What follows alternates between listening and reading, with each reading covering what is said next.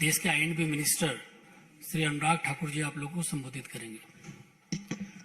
धन्यवाद भाई अनिल बलूनी जी। नमस्कार मित्रों, आज देश के मुख्य न्यायाधीश और 3 जजेस की बेंच ने प्रधानमंत्री जी की सुरक्षा में चूक के मामले पर बहुत कुछ कहा है और जो आरोप उस समय हमने लगाए भी थे और जो प्रधानमंत्री जी की सुरक्षा के साथ जो खिलवाड़ तत्कालीन कांग्रेस की पंजाब की सरकार में हुआ, उस पर जो विषय आया वो बहुत महत्वपूर्ण है। उपचारी उपाय क्या हो, सेफगार्ड्स कैसे रखे जाएं, रक्षा कैसे की जाए, उसको लेकर भी जहां एक और सुप्रीम कोर्ट ने टिप्पणी की है, वहां पर यह भी बताया है कि किस तरह से फिरोजपुर के एसएसपी पूरी तरह से विफल हुए प्रधानमंत्री जी की यात्रा में सुरक्षा उपलब्ध करवाने के लिए और कानून व्यवस्था बनाए रखने में पूरी तरह से विफल हुए, जबकि उनके पास 2 घंटे का पर्याप्त समय था ऑल्टरनेटिव रूट का, सड़क मार्ग का, लेकिन वो पूरी तरह से विफल। पंजाब की सरकार, पंजाब का पुलिस तंत्र, प्रधानमंत्री जी की सुरक्षा में खिलवाड़ जिस तरह से हुआ, जो प्रधानमंत्री जी की सुरक्षा में चूक हुई, उस पर आज बहुत बड़ी जानकारी आप सबके सामने आई भी है। लेकिन मित्रों, बात यह है कि वो किस समय की घटना है। आपको अगर याद होगा, अगर आप इस फोटोग्राफ को देखें, ये 5 जनवरी 2022 की बात है। माननीय प्रधानमंत्री नरेंद्र मोदी जी पंजाब के दौरे पर थे और इस कार्यक्रम में पहले से जानकारी दी गई थी, ड्रिल्स पूरे किए गए। एसपी जी ने स्थानीय सरकार को, पुलिस प्रशासन को, सबको बताया कि खराब मौसम के चलते सड़क रूट लिया जा सकता है और सड़क रूट की ड्रिल भी हुई। और उसके होने के बाद जब ये कहा गया कि यहां क्या क्या चाहिए, उस पर भी पूरी तरह से विफल तत्कालीन कांग्रेस की सरकार, पंजाब की सरकार रही। जब प्रधानमंत्री जी पंजाब पहुंचे, किसी भी राज्य में माननीय प्रधानमंत्री जी जाएं, तो वहां के मुख्यमंत्री, वहां के मुख्य सचिव, वहां के डीजीपी पुलिस यानी कि डायरेक्टर जनरल पुलिस, वो वहां पर रहते हैं। लेकिन तीनों के तीनों वहां से गायब थे, अनुपस्थित थे।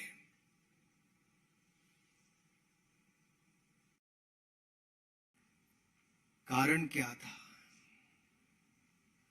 मुख्यमंत्री, मुख्य सचिव, डीजीपी का ना होना। ये किसका षड्यंत्र था? कौन इनके पीछे थे? क्योंकि केवल यहीं तक नहीं रुके।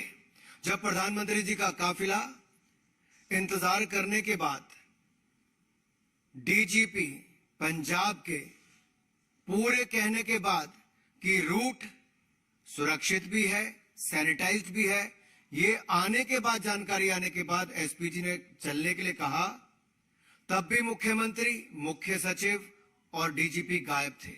उनकी गाड़ियां थी लेकिन वो नहीं थे। प्रधानमंत्री जी को अकेला पंजाब में छोड़ दिया और जिस पुल पे जाकर वो उनका काफिला रुका, उससे मात्र 100 मीटर की दूरी पर आंदोलनकारी। आप कल्पना कीजिए, भारत के प्रधानमंत्री पुल पर हो, 10 किलोमीटर की दूरी पर पाकिस्तान का बॉर्डर हो, जहां पे तोप की आप रेंज में हो, स्नाइपर्स की रेंज में हो सकते हो, वहां से गोली बारूद चल, कुछ भी हो सकता था। और पंजाब पुलिस मूक दर्शक बनकर 20 मिनट तक खड़ी रही। पंजाब के मुख्यमंत्री फोन पर भी उपलब्ध नहीं थे, ना व्यक्तिगत तौर पर थे। एसएसपी ने हाथ खड़े कर दिए थे। आखिरकार ये रूट किसने बताया था आंदोलनकारियों को? रूट पर कैसे आए? मात्र 100 मीटर की दूरी पर आंदोलनकारियों ने कैसे घेरा बना लिया? कुछ भी हो सकता था। लेकिन पंजाब के उस समय के मुख्यमंत्री, कांग्रेस के नेता ये कहते 20 मिनट ही तो थे। अरे 2 मिनट भी बहुत होते कुछ भी होने के लिए। इस देश ने बहुत बड़े बड़े नेताओं को, चाहे प्रधानमंत्री हो, पूर्व प्रधानमंत्री हो, पूर्व मुख्यमंत्री हो या बड़े नेता हो, बहुत को खोया है। सुरक्षा व्यवस्था के साथ खिलवाड़ के कारण खोया है। ऐसी स्थिति क्यों पैदा की गई? महत्वपूर्ण लोग घटनास्थल से गायब क्यों थे? यह सवाल बार बार उठता है। और यही नहीं, प्रदर्शनकारियों को प्रधानमंत्री के रूट के बारे में जानकारी किसने दी? और अगर ये सुरक्षित और सैनिटाइज रूट था तो आंदोलनकारी आए कैसे? एसएसपी किससे बार बार फोन पर बात कर रहे थे? किसके निर्देश ले रहे थे?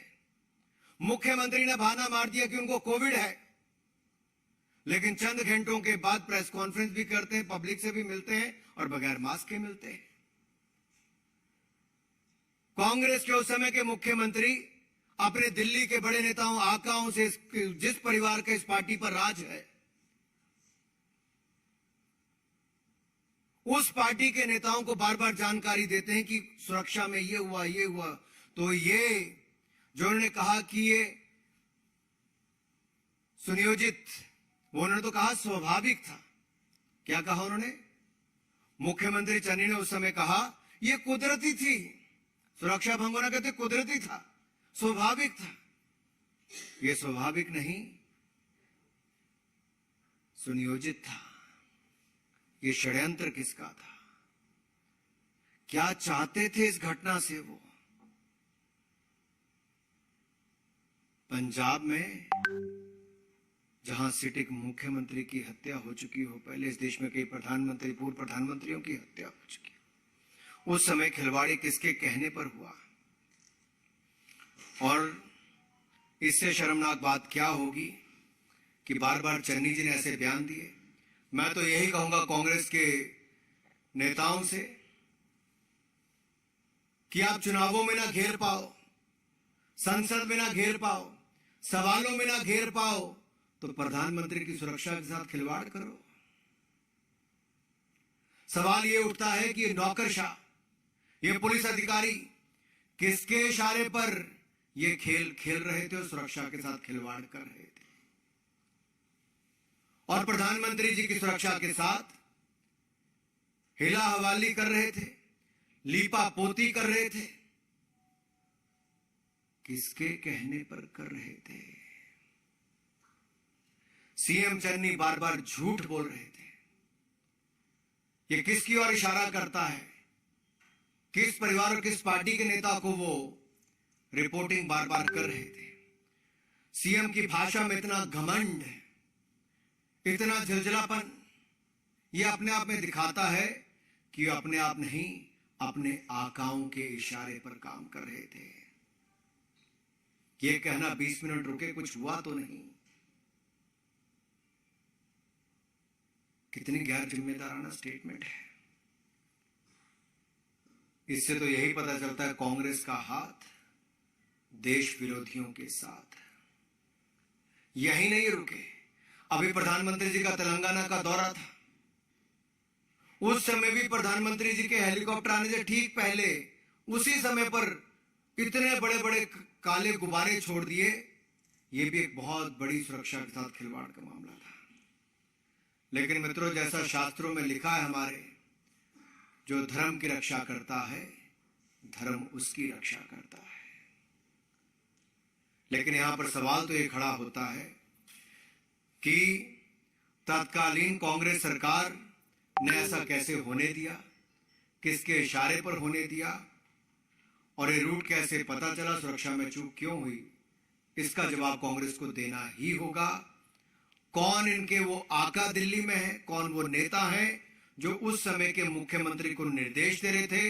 ये पूरी स्क्रिप्ट दिल्ली में किस जगह पर कांग्रेस के लिखी गई और उसको लागू पंजाब के मुख्यमंत्री ने डीजीपी के माध्यम से एसएसपी पर किया। कोर्ट ने इस पर अपनी टिप्पणी बड़ी गंभीर भी की है। भविष्य में प्रधानमंत्री की सुरक्षा के साथ खिलवाड़ ना हो, उसके भी इसमें कहा है, उस पर क्या क्या करना चाहिए, उपचारिक उपाय क्या हो, सेफगार्ड्स क्या लिए जाएं, उस सब की बात भी कही है। लेकिन आज सवाल यह खड़ा होता है कि कांग्रेस ने देश के 130 करोड़ की जनता के पूर्ण बहुमत से चुने हुए दुनिया के सबसे लोकप्रिय नेता की सुरक्षा में खिलवाड़ क्यों होने दिया? ये सुनियोजित क्यों था और ये षड्यंत्र किसने रचा, ये कई सवाल अब आप सबके सामने आते हैं। इस विषय से कोई जुड़ा हुआ कोई सवाल आपके पास हो? एक मिनट आप पूछिए। हाँ,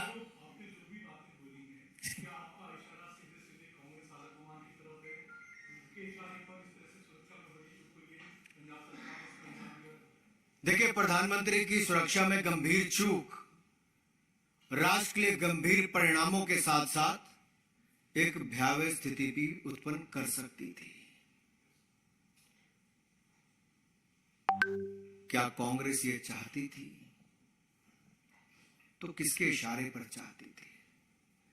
कांग्रेस में कोई और नहीं, एक परिवार की ही पार्टी है, उसके इशारे पर ही चलती है। चन्नी जी बताएं, क्या ये इशारा वहीं से आ रहा था जहां पर रिपोर्टिंग सुरक्षा चूक की उस दिन की जा रही थी? मीडिया के मित्र अपने पूरा रिकॉर्ड पुराना खंगाले। प्रधानमंत्री जी कैसे पुल पर खड़े थे, चन्नी जी कैसे गायब थे, चन्नी जी किसको रिपोर्ट कर रहे थे। उन्होंने स्वयं कहा कि मैं कांग्रेस के इस परिवार के इस नेता को रिपोर्ट कर रहा था। तो ये पूरी स्क्रिप्ट प्रधानमंत्री की सुरक्षा की चूक की किसने लिखी, किसने लागू की? अब ये सवाल देश के सामने खड़ा होता है। नीरज पांडे, ये षड्यंत्र किसने रचा?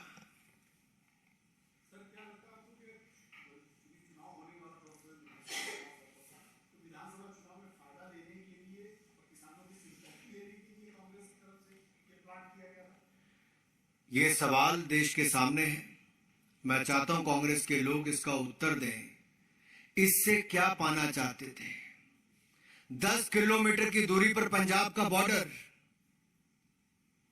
हजारों आंदोलनकारी सड़क पर 100 मीटर की दूरी पर, पंजाब पुलिस सीन से गायब हो, मुख्यमंत्री फोन पर ना हो, डीजीपी ने जो सैनिटाइज और सुरक्षित रूट की बात कही, वहां पर हुड़दंग मच गया हो। प्रधानमंत्री की सुरक्षा में एक चूक हुई हो, बहुत बड़ी चूक। उस और इशारा करता है कि क्या राजनीतिक लाभ के लिए देश विरोधियों के हाथ में प्रधानमंत्री की सुरक्षा को लेकर इस स्तर तक गिरने का काम हुआ है। इतना नीचे गिर गए राजनीति में कि 130 करोड़ की जनता के द्वारा चुने हुए प्रधानमंत्री की सुरक्षा में आप चूक कर देते। रविंदर जी,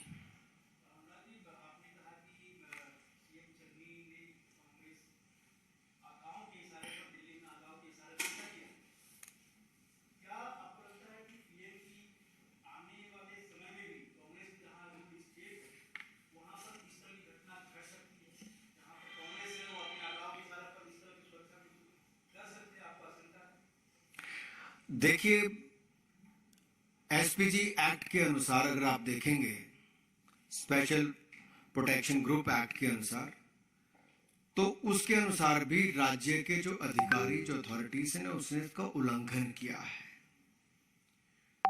ये सुरक्षा की जिम्मेदारी उनकी होती है। ब्लू बुक में बहुत क्लियर डेफिनेशन इसकी है, और उसकी पूरी धज्जियां उड़ाने का काम किसी ने किया है तो तत्कालीन कांग्रेस की सरकार ने, उनके निर्देश पर वहां के पुलिस के अधिकारियों ने किया है।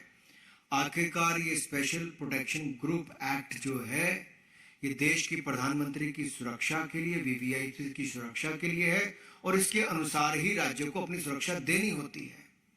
पंजाब में कोताही क्यों बरती गई? किसके इशारे पर यह हुआ? षड्यंत्र किसने रचा? लागू करने वाले तो सामने आ गए। रचा किसने? रचेता कौन है? इस षड्यंत्र के पीछे वो सवाल खड़ा होता है। दिल्ली से मैं पूछ रहा हूं, दिल्ली से कौन ऐसा कांग्रेस का नेता था जो बार बार इशारा कर रहा था?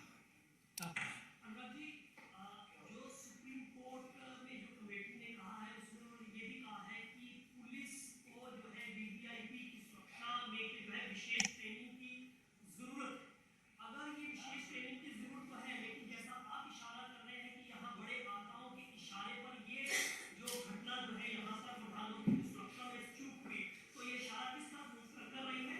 आने वाले दिनों के अंदर ये जो कमेटी ने सिफारिश की है, इसको बेहतर तरीके से लागू किया जा सके, इसकी तरफ से केंद्र की तरफ से प्रिपेयर हो। देखिए, बहुत सेट फॉर्मेट है एसपीजी एक्ट के अनुसार, और बाकी प्रोटोकॉल भी जो ब्लू बुक के अनुसार है। ये राज्य की सरकार को पर्याप्त सिक्योरिटी अरेंजमेंट करने होते हैं, और अगर हवाई यात्रा ना हो तो उसका एक रूट तय किया जाता है, सड़क रूट, उसका एक ऑल्टरनेटिव रूट तय किया जाता है। ऐसी स्थिति में कहां से निकला जाए, ये सब गिने चुने अधिकारियों तक पूरी प्लानिंग और पर्याप्त सिक्योरिटी फोर्स वहां पे लगाई जाती है। क्या पंजाब में पुलिस की कमी थी या प्रयासों की कमी थी? पंजाब पुलिस में कमी नहीं थी जी, सिक्योरिटी फोर्स थी लेकिन लगाई नहीं गई थी। किसके इशारे पर नहीं लगाई गई थी? रूट किसके कहने पर लीक कर दिया गया? और कैसे 100 मीटर की दूरी पर आंदोलनकारी आकर घेर लेते हैं। पंजाब पुलिस के लोग चाय की चुस्की भरते हैं, आपके पास वीडियो से दिखाइए। एसपीजी को घेरा बनाकर प्रधानमंत्री की सुरक्षा करनी पड़ती है, जब मात्र 10 किलोमीटर की दूरी पर पंजाब का बॉर्डर है। वहां पर तोपें तैनात होंगी, कुछ और होगा। वो खिलवाड़ की स्थिति किसी ने खड़ी की देश के सामने, इसका जवाब कांग्रेस को देना ही होगा।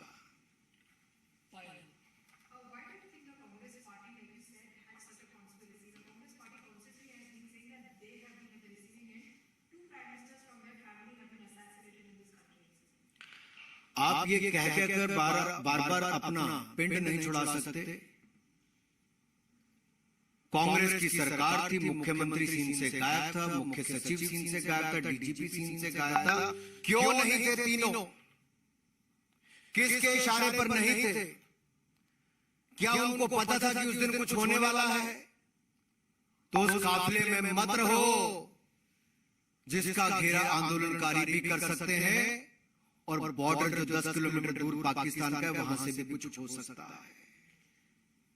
ये डर या ये जानकारी पहले से ही मुख्यमंत्री को थी, और इसीलिए सुरक्षा में चूक भी हुई, सुरक्षा के प्रबंध भी कम किए गए, और वो लगातार सीन से गायब रहे।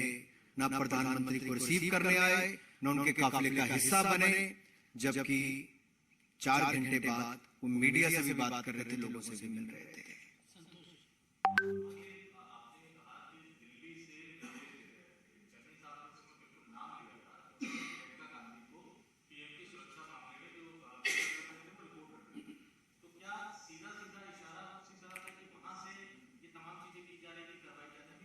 मुझे लगता है इसमें बहुत गहराई में जाने की आवश्यकता है। मीडिया के मित्रों को भी जरा पिछले अपने रिकॉर्डिंग निकालें।